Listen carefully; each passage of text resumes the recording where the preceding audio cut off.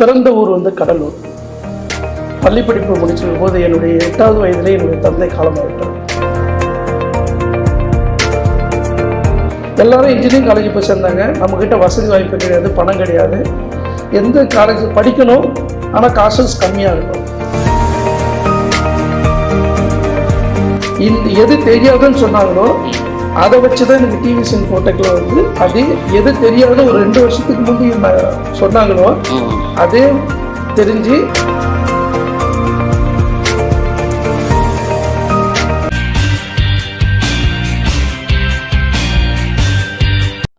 வணிகமணி பார்வையாளர்களுக்கு வணக்கம். இன்றைய சிறப்பு நேர்காணலில் கிரியாடெக் ஐடி சிஸ்டம் நிறுவனர் திரு பாஸ்கரன் அவர்களை அவருடைய அலுவலகத்தில் சந்தித்தோம். இன்றைய வேலை வாய்ப்புகள், இன்றைய தொழில் வாய்ப்புகள், அமெரிக்காவிலும் சென்னையிலும் நிறுவனம் நடத்தி வருகிறார். அது நிறைய பேர்களுக்கு வேலை வாய்ப்பையும் தொழில் வாய்ப்பையும் உருவாக்கி கொண்டு வருகிறார். அதனால் அவரை சிறப்பு நேர்களில் சந்திப்பதில் மிக்க மகிழ்ச்சி. வணக்கம் சார். வணக்கம். அமெரிக்காவிலும் அலுவலகம் வச்சு ஒரு சாஃப்ட்வேர் நிறுவனத்தை வெற்றிகரமாக நடத்திட்டு வரீங்க. இவ்வளோ பெரிய நிறுவனத்தை நடத்துகிற நீங்கள் உங்களுடைய சிறு வயதில் உங்களுடைய கல்வி துறை சார்ந்த அனுபவம் எப்படி இந்த துறைக்கு வந்தீங்கன்னதை பற்றி கொஞ்சம் விரிவாக சொல்லுங்களா. பிறந்த ஊர் வந்து கடலூர். பள்ளி படிப்பு முடிச்சிருக்கும் போது என்னுடைய 8வது வயதிலே என்னுடைய தந்தை காலமாயிட்டார். அதுக்கப்புறம் வறுமையின் காரணமாக பள்ளி செல்ல முடியாமல் தடைப்பட்டது. அதன் காரணமாக 5ஆம் வகுப்பில் தோல்வி. அதன் பிறகு 7ஆம் வகுப்பில் மீண்டும் ஒரு தோல்வி. 7ஆம் வகுப்பு சரியாக படிக்கல. பசங்களோட ஊர் சுற்றின மாதிரி நம்ம இளைஞர்கள் என்ன செய்தார்களோ அதே தவிர தான் நானும் செய்தேன்.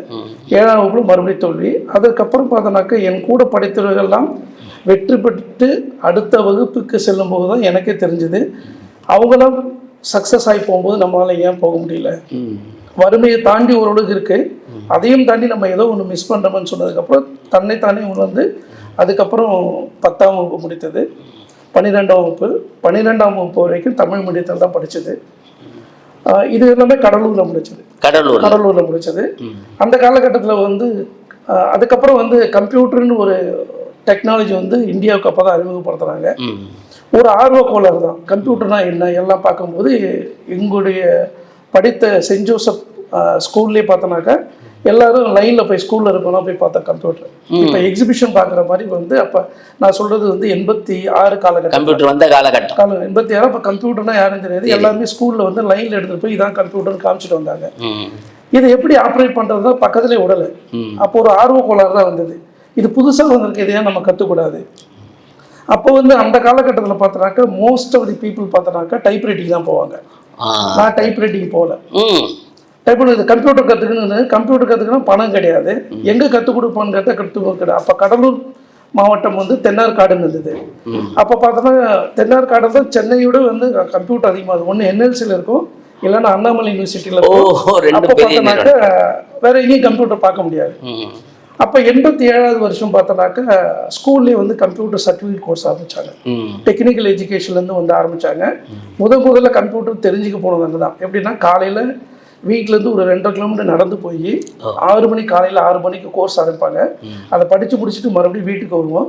வீட்டுக்கு வந்து மறுபடியும் குளிச்சுட்டு மறுபடியும் ஸ்கூலுக்கு போவோம். ஸ்கூல் படிக்கும் போதே 87வது வருஷத்தில் கம்ப்யூட்டர் கோர்ஸ் வந்து டெக்னிக்கல் எஜுகேஷன்லேருந்து அப்போ வந்து கொடுத்தாங்க. கோபால் ப்ரோக்ராமிங்னு இன்றைக்கி மெயின் ஃப்ரேமில் யூஸ் பண்ணுற ப்ரோக்ராமிங் லாங்குவேஜ் படித்தோம். அதுக்கப்புறம் இன்னொரு சர்டிஃபிகேஷன் முடித்தோம். அப்புறம் +1 +2 வந்து தமிழ் மீடியத்தில் படித்தது இல்லாமல் கம்ப்யூட்டர் சயின்ஸ் படித்தோம். அதுக்கப்புறம் பார்த்தோன்னாக்கா எல்லாமே அப்போ தான் இன்ஜினியரிங் காலேஜில் ஆரம்பித்த புதுசு. எல்லோரும் இன்ஜினியரிங் காலேஜ் போய் சேர்ந்தாங்க. நம்மக்கிட்ட வசதி வாய்ப்பு கிடையாது, பணம் கிடையாது. எந்த காலேஜ் படிக்கணும், ஆனால் காசஸ் கம்மியாக இருக்கும். அப்போ என்ன பண்ண ஆர்ட்ஸ் காலேஜில் சேருவோம் அப்படின்னு பார்த்தோம். இங்கிலீஷ் காலேஜில் போய் பார்த்தோன்னா இங்கிலீஷ் மீடியமாக இருக்குது. இங்கே நம்ம படித்ததெல்லாம் தமிழ் மீடியம். அப்போ இங்கிலீஷ் கம்மியாக வர சப்ஜெக்ட் எது அப்படின்னு பார்த்தோம். கணிதம். பிஎஸ்சி கணிதம் படித்தது. இங்கே நான் சொன்ன மாதிரி பார்த்தா 7வது படிக்கும்போது பசங்க கூட சுற்றிட்டு இருந்ததால் வந்து எங்கள் அம்மா என்ன நினச்சாங்க, முதல்ல சொந்த ஊரை விட்டு நீ வெளியில் கிளம்பணும், அப்போ தான் நீ வருவேன்னு சொல்லிட்டு யாருமே தெரியாத இடத்துல திருச்சி சென்னையில் வந்து பிரசிடென்சி காலேஜில் கிடச்சிது. அவங்க சென்னைக்கு வந்ததே கிடையாது. அங்கே அவங்க கேட்டாங்க எங்கே இருக்குன்னு, கடற்கரை பக்கத்தில் இருக்கிறோம். அப்போனா அங்கே போகவே போவேண்ணா அப்படின்னு சொல்லிட்டு என்ன பண்ணாங்க, தெரியாத ஊருக்கு அணைச்சி விடுன்னு சொல்லி திருச்சிக்கு அணைச்சாங்க. திருச்சி பிஷப்பூர் காலேஜில் வந்து 88ல் வந்து பிஎஸ்சி கணிதம் முடிச்சது. அப்போ யாருமே எனக்கு தெரியாது. முதல் ஆண்டு பார்த்தோம்னாக்கா ஹாஸ்டலில் தங்கியிருந்தோம். மறுபடியும் ஹாஸ்டலில் ஃபீஸ் கட்டுறது வந்து பிரச்சனை வந்தது. ஹாஸ்டலில் ஃபீஸ் கட்ட பிரச்சனை மாதம் காணணும், ஒரு 10ஆம் தேதிக்குள்ளே ஃபீஸ் கட்டி ஆகணும். நம்மக்கிட்ட அந்த நேரத்துக்கு பணம் வராது.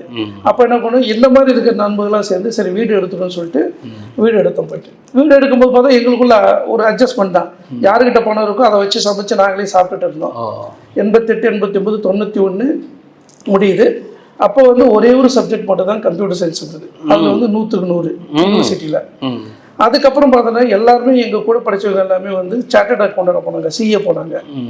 அப்போ மறுபடியும் வந்து அந்த ஏற்கனவே அந்த கம்ப்யூட்டர் மேலே இருந்த ஒரு காதல் இருக்குல்ல, அப்போ தான் வந்து எம்சி என்ற கோர்ஸ் வந்து ஃபெமிலியர் ஆகிட்டே வருது. Master of computer application course வந்து நான் சொல்கிறது வந்து 90 காலகட்டத்தில்.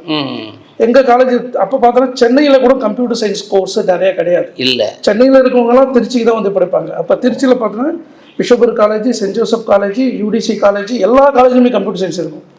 சென்னையை விட அதிகமாக இருக்கும். சென்னையில் இருக்கிற பசங்க தமிழ்நாட்டில் இருக்க அத்தனை பசங்களும் திருச்சியில் தான் வந்து கம்ப்யூட்டர் படிக்கணும். அப்படி ஒரு கட்டம் இருந்தது. அப்போ எம்சி ஆரம்பித்த உடனே இப்போ அப்ளிகேஷன் போட்டாச்சு. அப்ளிகேஷன் என்ட்ரன்ஸ் வைக்கிறாங்க.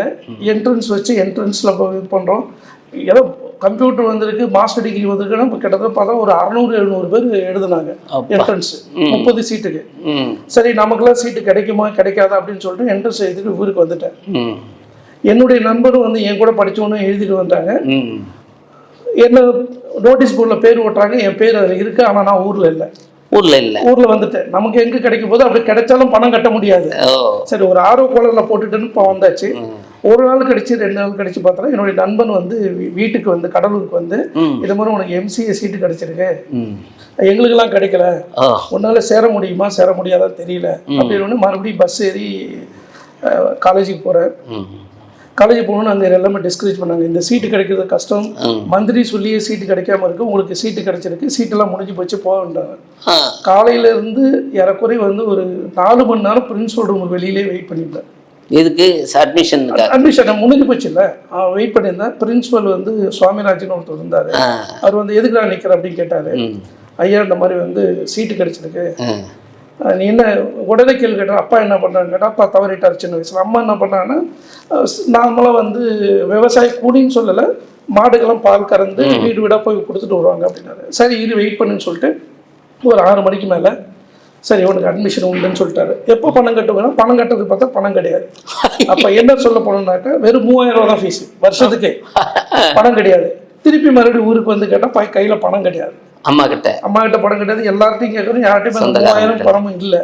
அப்புறம் என்ன பண்ணாங்க, ஒரு சின்ன மாடு வச்சுருந்தாங்க. அந்த மாடை விற்று அந்த பணத்தை எடுத்து 3000 பணம் கொடுத்தாங்க. அதுக்குள்ளே கல்லூரி ஆரம்பிச்சாச்சு. கல்லூரி ஆரம்பிக்கிற அன்னைக்கு மதியானம் போய் பணம் கட்டுறேன். கிளாஸில் போய் உட்காந்து என் பேர் என்ரோல்மெண்ட்டில் இல்லை ஏன்னா பணம் கட்டல இல்லை, என்ரோல்மெண்ட்டில் இல்லை. அதுக்கப்புறம் இப்படியே தான் ஆரம்பிச்சது வாழ்க்கை. ஆனால் ஒரு மாடு விற்று தான் கம்ப்யூட்டர் கிளாஸுக்கு அட்மிஷன் போட முடியுது. போனது. அதுக்கப்புறம் வந்து இப்படி காலகட்டத்தில் போது தான் அதுக்கப்புறம் வந்து நான் வீடு எடுத்து தங்கி அதே வீட்டுக்கு திருப்பி போய் உள்ளூரில் இருக்கிற நண்பர்கள்லாம் வந்து அவருக்கு நிறைய உதவி பண்ணி அப்புறம் ஒரு காலகட்டத்தில் வந்து ப்ரொஃபஷனல் குறையில் வந்து பார்ட் டைமில் வந்து ஈவினிங் அக்கௌண்டன்ட் மாதிரி போகிறது. இங்கேருந்து சைக்கிள் எடுப்போம், போவோம், அக்கௌண்ட்ஸ்லாம் பார்ப்போம். சம்பளம்லாம் கிடையாது. வரும்போது சாப்பாடு வாங்கி கொடுப்பாங்க, சாப்பிடுவோம், சாப்பிட்டு வந்து. இல்லை அந்த இது சேர்ந்தீங்களே, அந்த இது 3000 கட்டினா சீட்டு கிடைச்சிருச்சா? கிடைச்சதுக்கு அப்புறம் தான் சேர்ந்தது. சேர்ந்து 3 வருஷம். இப்போ வந்து எம்சிஏ 2 வருஷம்ட்டாங்க. அப்போ 3 வருஷம் இருந்தது. 3 வருஷம் முடிச்சுட்டு அப்புறம் ப்ராஜெக்ட் ஒர்க்குக்காக பாண்டிச்சேரி ஆங்கிலோ ஃப்ரெஞ்ச் டெக்ஸ்டைலுக்காக ப்ராஜெக்ட் ஒர்க்கு வந்தோம். ஏன்னா மறுபடியும் பண வசதிக்காக கடலூர் வந்து பஸ்ஸில் ஏறி போனாக்கா அதுவும் நைட் ஷிஃப்ட்டில் போடுவாங்க. அப்படியாக வாழ்க்கை தொடங்குச்சு. அப்போ 93ல் முடிச்சுட்டு வரும்போது பார்த்தோன்னாக்கா சென்னையில் சாஃப்ட்வேர் கம்பெனியே கிடையாது. எண்ணக்கூடிய சாஃப்ட்வேர் கம்பெனி தான் சென்னையில் இருந்தது. அப்போ என்ன பண்ணுறது, மறுபடியும் வெளியூருக்கு போனோம். அதுக்கப்புறம் பார்க்கும்போது ஒரு 2.5 வருஷம் 3 வருஷம் அங்கே இருந்தோம். மறுபடியும் பார்த்தோன்னா சொந்த ஊருக்கு வரணும், ஏதோ வந்துட்டு ஒரு தொழில் தொடங்கணும் அப்படின்னு ஒரு ஆர்வ கோளாறு. அப்புறம் 97ல் வந்து திருப்பி பாண்டிச்சேரிக்கு திருப்பி வரேன். பாண்டிச்சேரிக்கு திரும்பி வந்து என்னோட நண்பரோட சேர்ந்து ஒரு கம்ப்யூட்டர் ஹார்ட்வேர் கம்பெனி, இப்போ இருக்கிறது மென்பொருள், அது வந்து அசம்பிளி. அப்போதான் கம்ப்யூட்டர்லாம் வீட்டுக்கு பிசின்னு நான் சொல்றது 97ல் பார்த்தா அப்போதான் கம்ப்யூட்டர்லாம் வீட்டுக்கு வாங்குற காலம். வீடு ஆஃபீஸ் எல்லாம் கம்ப்யூட்டர் வாங்குறதுல இப்போ நம்ம ஆசர்னு சொல்றது இருக்குல்ல, அப்போ வந்து விப்ரோ ஆசர் இருந்தது. ஆசர் கம்பெனி பாண்டிச்சேரியில் இப்பயும் அங்கே தான் இருக்காங்க, அசம்பிளி பண்ணுறாங்க. அவங்க கிட்ட போயின்னா உங்களுக்கான கம்ப்யூட்டர் எல்லாமே நாங்கள் அசம்பிளி பண்ணி டெஸ்ட் பண்ணி கொடுத்துறோம். காலையில் ஒரு வேன் போகும், அந்த கம்ப்யூட்டர் பார்ட்ஸ்லாம் பார்த்தா ஒரு 200 கம்ப்யூட்டருக்கான ஸ்பேர் பார்ட்ஸ் நம்மகிட்ட கொடுப்பாங்க. இங்கே 120 பேர் உட்காந்து அசம்பிள் பண்ணி எல்லாம் முடிச்சுட்டு அப்போ பர்ன் டெஸ்ட்னு ஒரு 48 மணி நேரம் வந்து கண்டினியூஸாக ஓடும். முடிச்சுட்டு நாங்களே பேக் பண்ணி அட்ரஸ்லாம் எழுதி ஸ்டிக்கர்லாம் ஒட்டிடுவோம் எங்கே போகணுங்க. சாயந்தரம் வேன் வரும், 2 நாள் கழிச்சு வேலை வச்சுருப்பாங்க. இதான் தொழில் இருந்தது. நல்ல நிலைமையில தான் போயிட்டு இருந்தது. அப்புறம் இந்த நிறுவனத்தை வந்து பெருசுப்படுத்தணும். சென்னையில் அப்போ தான் கம்ப்யூட்டர் எல்லாம் வாங்க ஆரம்பித்தாங்க ஆஃபீஸ்லாம். அப்போ சென்னைக்கு வரணும்னு சொல்லிட்டு நான் சென்னைக்கு வந்துட்டேன். நான் வர இடத்துக்கு வந்து இன்னொரு கம்பெனியில் வேலை செஞ்ச ஒரு நண்பர் கூப்பிட்டு வந்து விட்டுட்டு வரேன். அப்பயே என்னோட நண்பர் சொன்ன வந்து நீ இருக்கிற மாதிரி மற்ற இருப்பான நம்ப முடியாது அப்படின்னு சொன்னாங்க.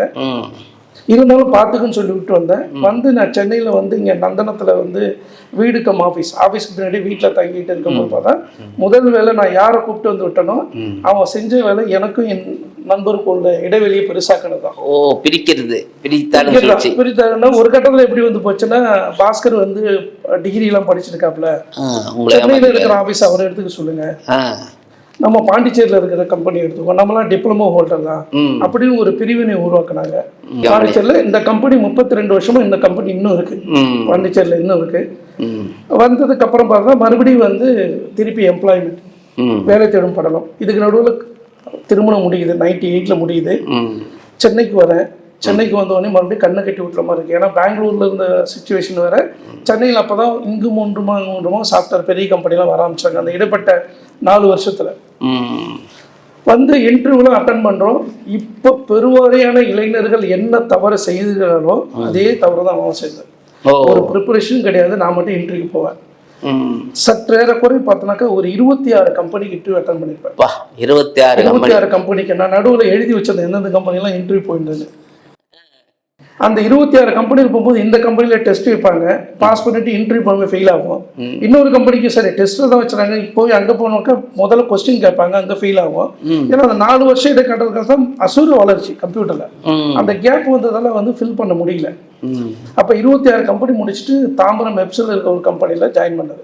மறுபடியும் அதாவது ஒரு ப்ரோக்ராமர் இருந்து தொழில் தொடங்கி தொழில் முனைவராகி அதில் நல்ல நிலைமையில் வந்து மறுபடியும் வெளியில் வந்து என்ன பொறுத்தவரை வந்து அது ஒரு தோல்வின்னு இருக்குது. எப்படின்னா எப்படி வந்து ஒரு ரிலேஷன்ஷிப்பை பிஸ்னஸ் ரிலேஷன்ஷிப்பை மெயின்டைன் பண்ணுறதுன்னு தெரியல.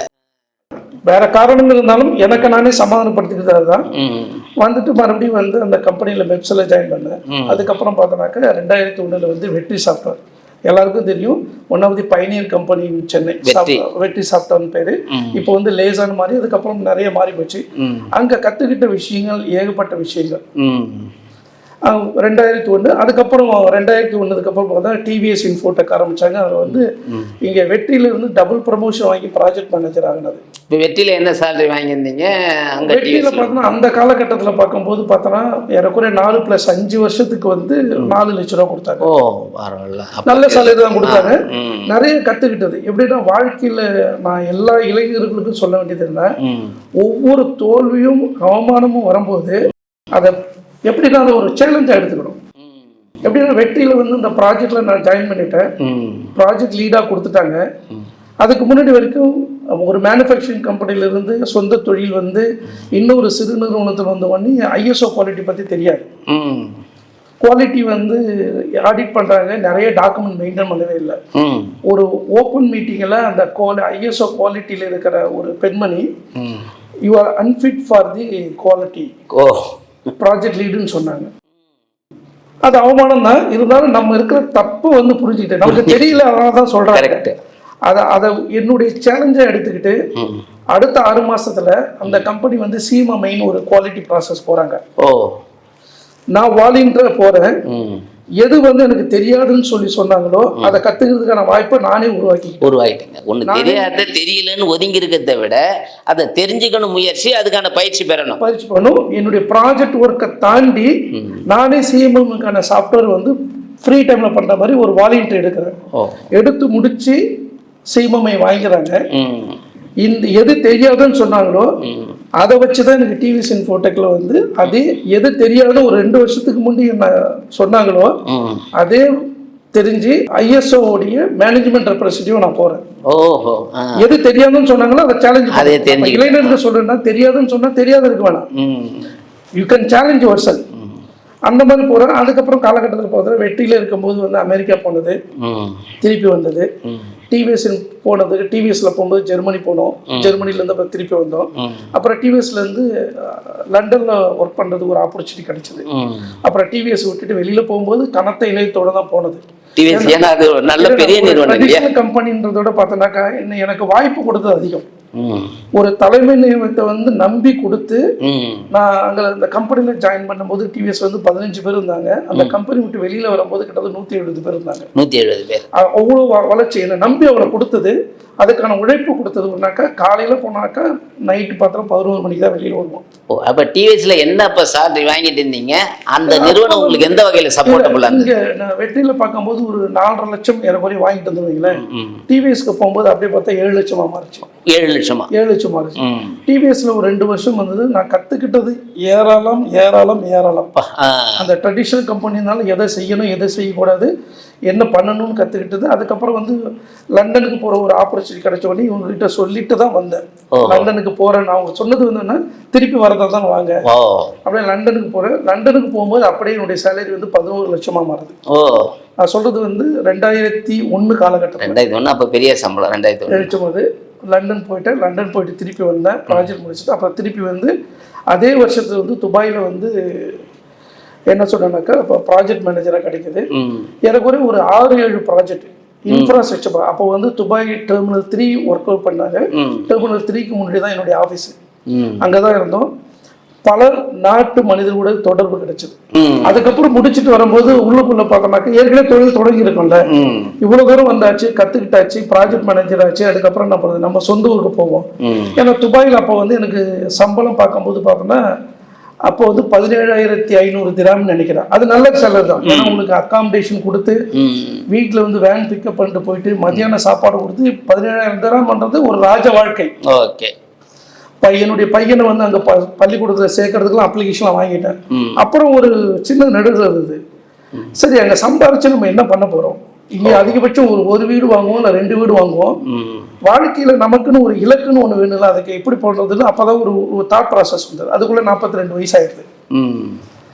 இது வந்ததுக்கப்புறம் என்ன பண்ணேன், சரி வேலைன்னு ரிசைன் பண்ணிட்டு அப்புறம் இந்தியாவுடைய சேலரியும் அந்த சேலரியும் கம்பேர் பண்ணி பார்க்குறேன். இப்போ பெருவாரியான மக்கள் வந்து இந்த தப்பை இன்னமும் பண்ணிட்டு இருக்காங்க. நேரில் சொல்ல போனாக்கா அமெரிக்காவில் என் பையன் வேலை செய்கிறான், 6 லட்சம் சம்பளம் வாங்குறான் அப்படின்னு சொல்லிட்டு இருக்காங்க. 6 லட்சம்ன்றது இங்கே கிட்டத்தட்ட ஒரு 70,000 சம்பளம் வாங்குறது ஈக்குவல் தான். என்ன நிறைய பேருக்கு தெரியாதுன்னா 6 லட்சம்ன்றது தான் கணக்கில் பேசுறாங்க தவிர டிவியில் ஆடு கூட போடுவாங்க. இந்த கம்ப்யூட்டர் படிங்க உங்களுக்கு 3 லட்சம் சாகுங்க. அங்கே 3 லட்சம்ன்றது ஒன்றும் கிடையாது. ஆமா, $1,500 உங்களுக்கு வீட்டு வாடகை போயிடும். அதை யாரும் பேசுறது கிடையாது. இப்ப $1,500 $1.5 லட்சம் ரூபாய் வீட்டு வாடகை போயிடும். ஆனா இங்க நீங்க 30,000 வீட்டு வாடகை கொடுத்தலாம். நல்ல 2 பெட்.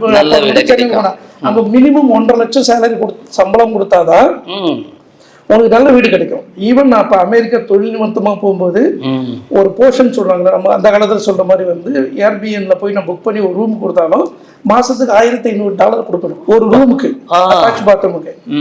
ஃபேமிலியா போன நினைச்சு பாருங்க, $2,500. அப்ப 6 லட்சம்ன்றது ஒண்ணுமே கிடையாது. ஏன்னா 1.5 லட்சம் சேலரி போயிடும், மீதி 1 லட்சம் டாக்ஸ் போயிடும், சாப்பாடு எல்லாம் போயிடும். இப்ப போறவங்க என்ன பண்றா, அந்த பணத்தை பாக்குறாங்க தவிர கன்வர்ஷன் பண்ணி அந்த வாழ்க்கை தரத்துக்கும் இந்த வாழ்க்கை தரத்துக்கும் எவ்வளவு வித்தியாசம்ன்றது பெருவாரியான பாக்குறது கிடையாது.